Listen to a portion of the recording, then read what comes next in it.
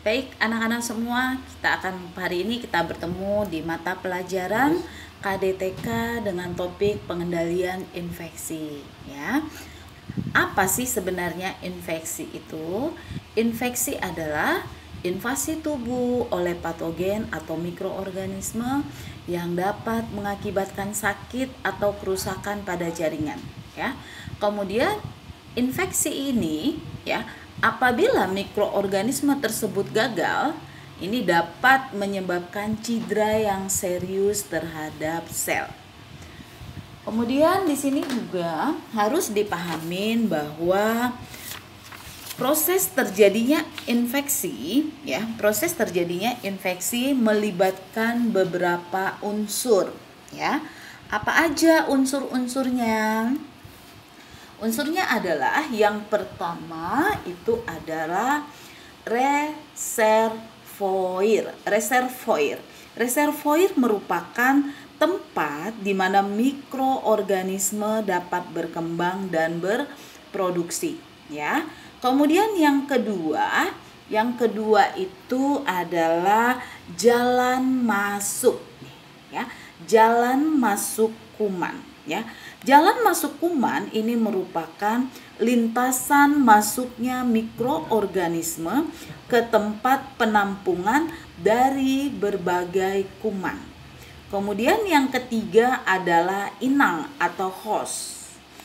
Inang atau host ini merupakan tempat berkembangnya mikroorganisme yang dapat didukung oleh ketahanan kuman.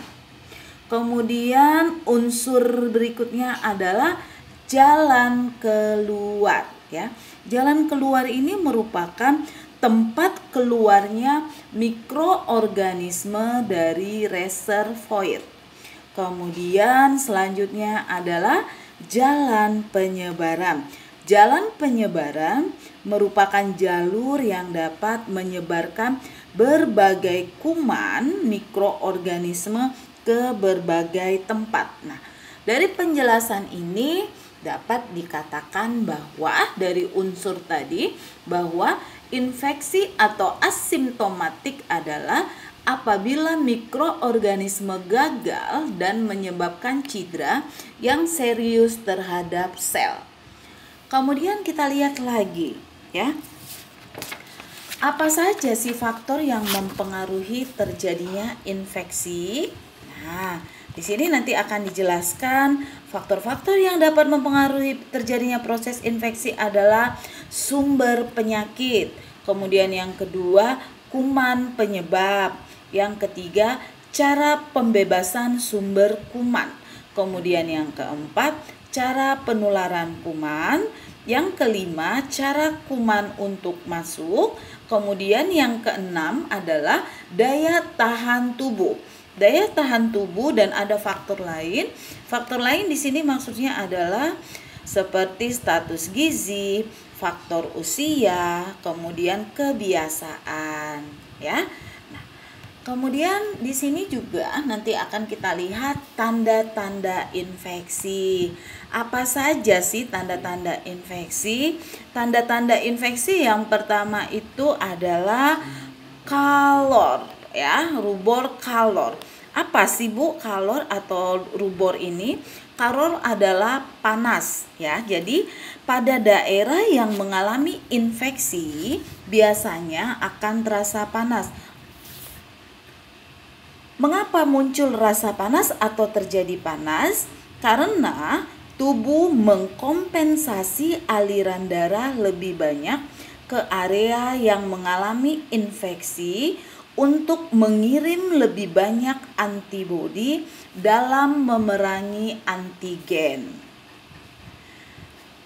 Antigen di sini maksudnya adalah antigen penyebab infeksi. Nah, ini ya, panas ya. Kalau infeksi suhu tubuh panas. Kemudian kalau di daerah misalnya kita ini contohnya dia terkena di bagian ibu jari ya. Nah, ini dia.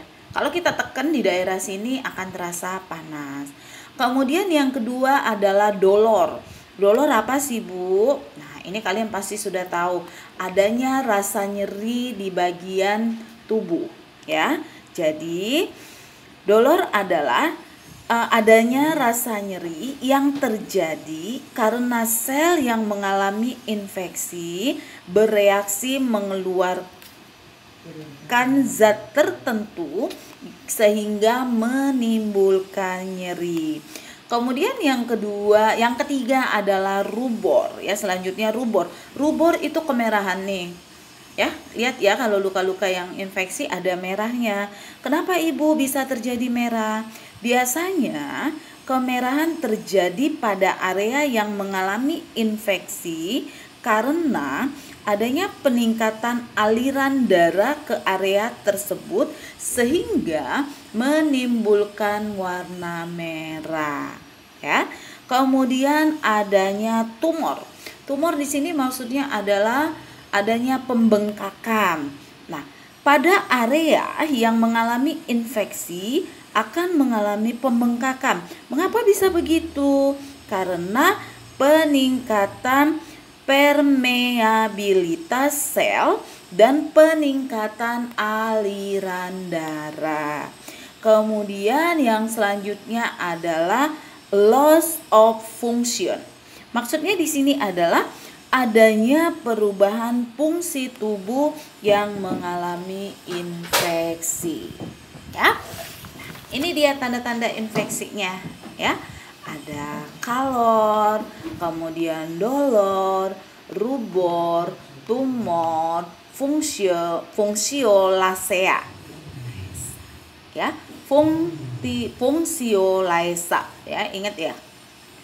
Tadi kalor apa nak? Itu panas. Kemudian dolor ada rasa nyeri. Kemudian rubor apa? Kemerahan. Tumor adanya pembengkakan. Kemudian fungsiolaesa itu apa? Adanya perubahan dari fungsi. Oke, cukup sekian pembelajaran kita hari ini. Sampai ketemu di materi selanjutnya. Terima kasih. Selamat pagi.